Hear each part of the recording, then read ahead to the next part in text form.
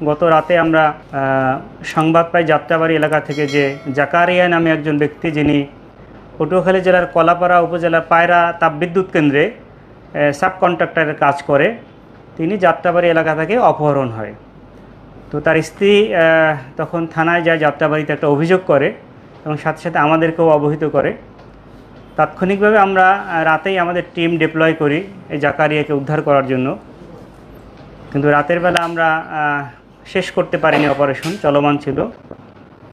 দিনের বেলা আজকে অর্থাৎ 28 তারিখ 28/9/2024 আমাদের ডিবি ওয়ারি ডিভিশন এবং আমাদের সাইবার টেকনিক্যাল ইউনিট যেগুলো, এই দুটিকে সমন্বয় করে আমরা সকাল থেকে আবার অভিযান পরিচালনা করি।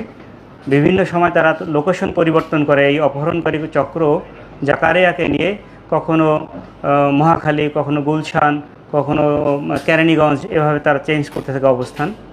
তো সারাদিন আমাদের টিম তাদের পিছিয়ে ছুটতে থাকে, আমরা মনিটর করতে থাকি, টেকনোলজিক্যাল বিষয়গুলো আমরা দেখতে থাকি কী অবস্থা। সবশেষ একটি সংবাদ পাই যে বিকাশে 25,000 টাকা তার ভিকটিমের রিলেটিভরা পাঠিয়েছে একটি নম্বরে। সেটিকে ট্রেস করতে আমরা কদমতলী এলাকায় একটা টিম পাঠিয়ে দিই। সেখান থেকে ওই অপহরণকারীর মূল হোতা কবির স্ত্রীকে আমরা ওই টাকাসহ আটক করি। ওর মাধ্যমে তথ্য পাই যে পল্টনে একটি বাসায় ওর অফিস আছে কবিরের। সেটি আমি একটু যদি বলি যে 3636 পুরানা পল্টন হোসেন ভবন, এটির 4th তলায় কবিরের একটা প্রিন্টিংয়ের অফিস আছে। সেই অফিসে আমরা অফিসাররা সহ সকলে সেখানে অভিযান পরিচালনা করি। সেখান থেকে আমরা ভিকটিমকে উদ্ধার করতে সক্ষম হই অক্ষত অবস্থায়। তাকে মারধর করে তারা, এবং ওই রুম থেকেই আমরা আরও 6 জনকে যারা অপহরণের সাথে সরাসরি জড়িত তাদেরকে আমরা গ্রেপ্তার করতে সক্ষম হই। ঘরটি আমরা তল্লাশি করি।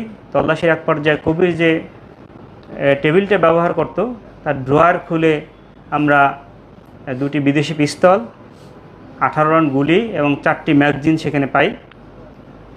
তার সিপিইউ আছে একটি, সেটি আমরা জব্দ করি। যতটুকু আমরা এ পর্যন্ত তথ্য যে সে একটি বড় অপহরণকারী চক্রের সাথে জড়িত এবং অস্ত্র ব্যবসায়ী ডিলার, কারণ একেবারে নতুন চকচকে অস্ত্র আপনারা দেখেছেন। আমাদের পরবর্তী কনসিকুয়েন্স অভিযান চলমান আছে এখনও। এর সাথে আরও কারা আছে, আমরা যাদেরকে অ্যারেস্ট করেছি তাদের জিজ্ঞাসাবাদের পরবর্তীতে আমরা বাকিদেরকে আইনের আওতায় নিয়ে আসার চেষ্টা চালাচ্ছি।